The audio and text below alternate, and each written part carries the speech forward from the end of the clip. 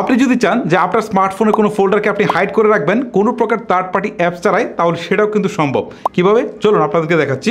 শুরুতে আপনার ফাইল ম্যানেজারে চলে যাবেন। ফাইল ম্যানেজারে আসার পর এখানে ফাইলের যে আইকনটা রয়েছে জাস্ট এখানে একটা ক্লিক করবেন। ক্লিক করার পর এখন আপনি যে ফোল্ডারটাকে হাইড করতে চাচ্ছেন, ওকে, জাস্ট এই ফোল্ডারটা এখান থেকে সিলেক্ট করবেন। ধরেন এখান থেকে ফ্রন্ট নামে যে ফোল্ডারটা রয়েছে এটাকে আমি হাইড করবো, সো এটার উপর একটু চাপ দিয়ে ধরে রাখবো। ধরে রাখার পর এটা সিলেক্ট হবে। সিলেক্ট হওয়ার পর নিচের দিকে মোর নামে একটা অপশন রয়েছে, এখানে ক্লিক দিয়ে তারপর হচ্ছে এখানে রিনেমে ক্লিক করব। রিনেমে ক্লিক করার পর আমি জাস্ট কার্সরটাকে একদম সামনের দিকে নিয়ে আসবো।